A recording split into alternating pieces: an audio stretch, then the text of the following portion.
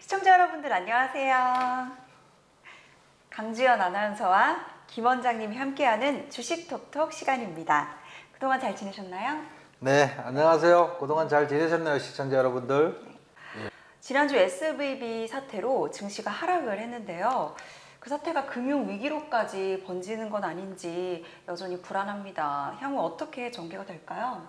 그 SVB 사태가 벌어지면서 이제 바이든 행정부에서 발빠르게 원래 그 예금자 보호가 26만 달러인가 그래서 한 2억 건 이상 보장해 주는 거였는데 그냥 전액 보장해 주겠다. 네. 이렇게 지급 보정에 나서면서요. 네. 그 진압을 했어요. 네. 실리콘밸리 뱅크의 영업도 전격적으로 폐쇄를 했고 산타클라라 예금보험은행도 새로 만들어서 SVB가 보유한 자산과 예금을 이전 관리를 시켰어요. 네. 이제 물론 이제 경영자와 투자자는 보호하지 않는다고 해서 그 발언으로 인해서 이제 다음 날 중소형 은행주들이 급락하기도 했습니다. 하여간 정부의 신속한 대응으로 인해서 이제 금융 위기로까지는 확산되지 않는 걸로 그렇게 정리되고 있습니다. 네, 다행입니다. 네. 네. 미국 증시가 지난 금요일에도 1%대 소폭 하락을 했고요. 월요일 증시는 보합 부근에서 마감을 했습니다. 그리고 어제는 1%에서 2%대에서 상승을 했어요. 네. 네, 그런데 우리나라 증시는 어제 많이 하락을 했지만 오늘은 또 많이 다시 또 상승을 많이 했어요. 네, 정신 없습니다. 네, 그러니까 파란 불 켜졌다가 빨간 불 켜졌다가 SVB 사태는 이제 완전히 끝이 난 걸까요? 이제 어제 뉴욕 증시는 보합 부근 혼조세 마감을 했었고 미 야간 선물도 상승 중이었는데 이제 한국 증시하고 일본 증시가 크게 하락을 했었어요. 네, 네. 근데 그 하락이 좀 이해가 안 갔어요. 왜냐면 제가 지난주 토요일 우리 그 통합시장 시간에도 그 말씀 드렸거든요. 네, 네. 대형 은행주들 주식들이 상승을 했다. 네. 이건 이 리스크가 크게 대형 은행으로 전파되지 않는 것을 의미하기 때문에 그렇게 염려하지 않아도 된다. 이렇게 말씀을 드렸었거든요. 근데 이제 우리 증시가 월요일은 나쁘지 않았었는데 화요일은 폭락을 해서 어마어마하게 내렸는데 아마 개인 투자자들이 무서워서 또 다른 금융위기로 이어질까봐 아마 두려워서 투매가 나온 걸로 그렇게 보여져요. 거기다 이제 외국인 자금들이 대량으로 순매도 하면서 낙폭을 더 키웠던 것으로 같습니다. 하지만 오늘은 이제 코스닥이 3% 이상 상승을 하면서 그나마 다행입니다. 이번 하락장을 이제 겪고 나니까 네. 원장님께서 그동안 급등하는 종목을 절대 추격 매수하지 말아라. 그래서는 안 된다. 이렇게 말씀을 하셨었는데 네. 좀 몸소 와닿더라고요. 이번에는 이제 일회성으로 끝나서 다행이지만 네. 이게 며칠 이어지는 경우도 있거든요. 그러면 뭐 30~40% 손실도 순식간에 나올 수 있어요. 네, 다행입니다. 뉴욕 증시가 어제는 일제히 상승을 하면서 마감을 했습니다. 오히려 이번 SVB 사태로 금리 인상이 둔화될 것이라는 이 전망에 힘이 실리면서 이 SVB 파산 사태가 악재가 아니라 호재로 여겨지는 것 같아요. 예, 맞아요.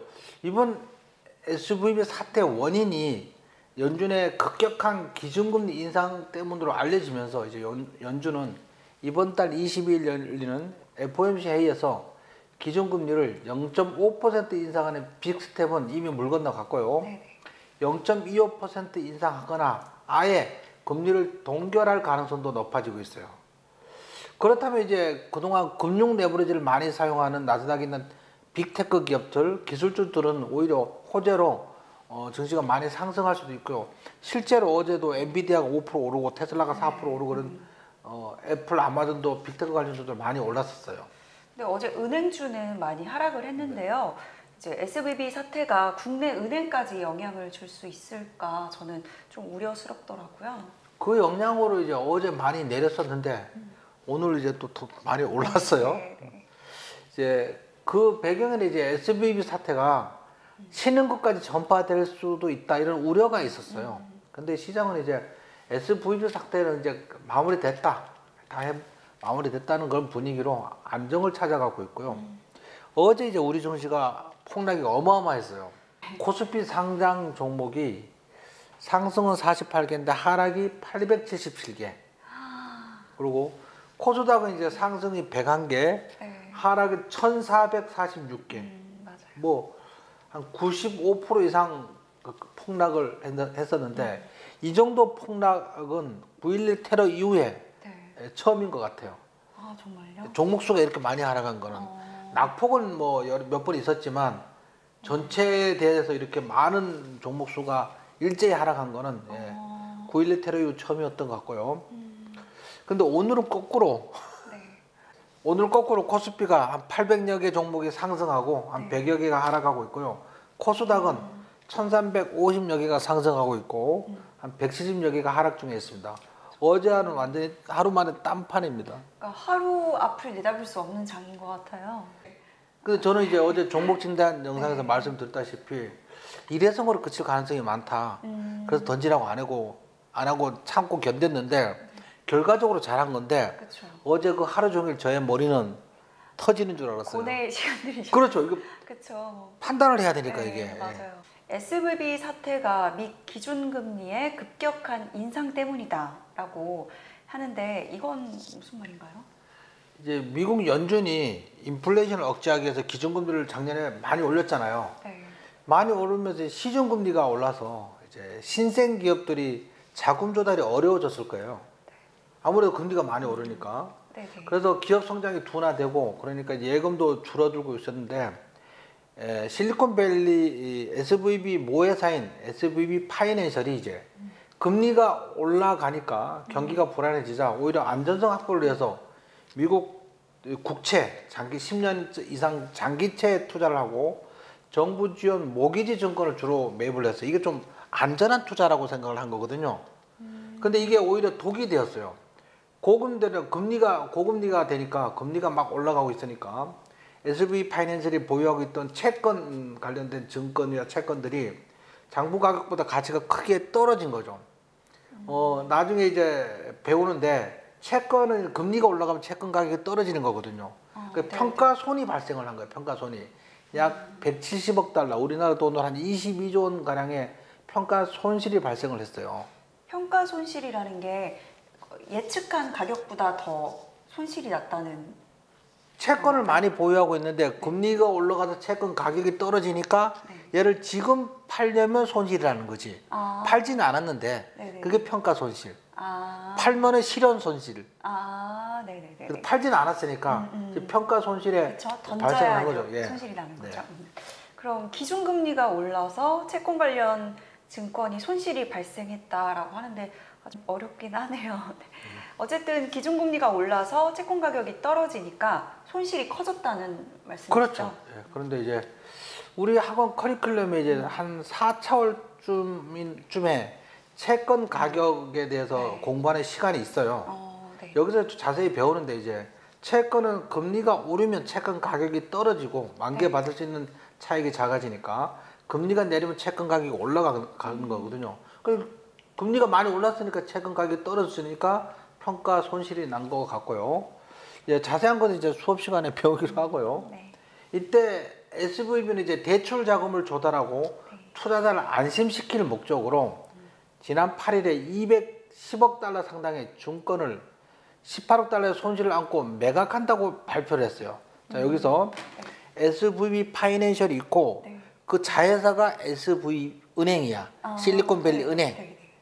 그러니까 모회사가 이제 증권을 손실을 안고 매각한다고 발표하니까 주가가 폭락했을 거 아니에요. 손실을 감수한다고 하니까 주가가 폭락한다고 하니까 수익률하고 투자 위험도에 민감한 이제 벤처 캐피탈이라든지 그다음에 그 투자 기업들은 모회사 SB 파이낸셜 주가가 폭락하니까 실리콘밸리 은행이 문제가 있는 거 아니야 싶어서 핸드폰으로 요즘 모바일 뱅킹 하잖아요. 한 번이면 뭐. 모바일 뱅킹을 이용해서 앞다퉈서 막 인출을 막 한 거야. 그게 뱅크런이죠. 예. 옛날 같은 뱅크런 하려면 은행가 줄 서서 해야 되는데 핸드폰으로 버튼 몇 개만 누르면 뱅크런이 되니까 이틀 사이에 48조 원이 빠져나가면서 은행의 현금이 부족하면서 이번 사태가 터진 거예요. 너무 좀 충격적이죠. 웃기는 거죠. 한 이틀 만에 이제 은행이 망했다는 얘기 같은데 이게 가능한 건가요? 이제 뉴욕 타임즈에서 이제 대부분 정상적인 중견은행에서는 이제 ABB가 사태가 일어나면 이런 뱅크런까지 일어나지 않을 거라는데, 아무래도 실리콘밸리 은행은 신생 창업자들이 돈을 맡기고 투자자들도 있고 그러니까 이연과 변동성에 너무 민감하게 빠르게 움직인 거죠. 어쨌든 막 그 모회사인 SVB 파이낸셜이 주가가 폭락하니까 당황해서 일단 예금을 뽑고 보자, 빼고 보자, 뭐 이렇게 생각하는 거죠. 근데 이제 웃기는 거는 모바일 뱅킹으로 인해서 손쉽게 인출하면서 더 빠르게 예금 인출이 일어난 건데, 옛날처럼 은행에 가서 줄 서서 돈 달라고 하면 그럴 땐 또 천천히 처리를 할 거잖아요. 그렇죠. 돈을 늦게 내줄수록 유리한 거니까. 그랬다면 아마 10분의 1도 인출 안 됐을 거고 이 사태가 일어나기 전에 정부에서 발표하고 그러면 이렇게 망하지는 않았을 것 같아요.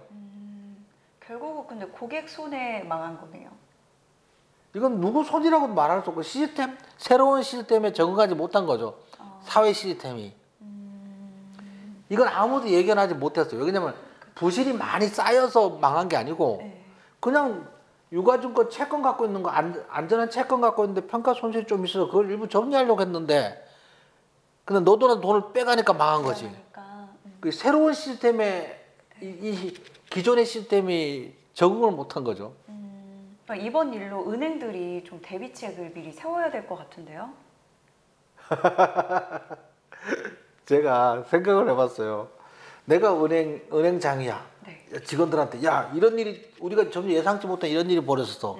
뱅크런이 일어나면 모바일 뱅킹이나 인터넷 뱅킹으로 인한 뱅크런이 하루 이틀 사이 이렇게 많은 돈이 빠져나갔을까? 이거 어떻게 보완할 수 있는 프로그램을 어떻게 만들어?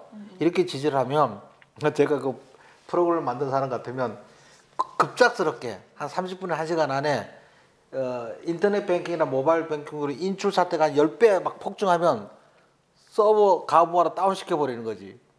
그런 프로그램을 만드는 거지 그냥. 그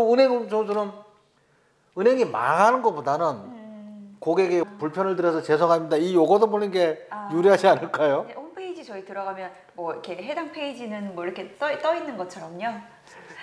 네, 그게 대책인가요? 은행이 망하는 것보다는 요걸 얻어먹는 쪽을 선택하는 게 오히려 유리하지 않을까 싶어요. 근데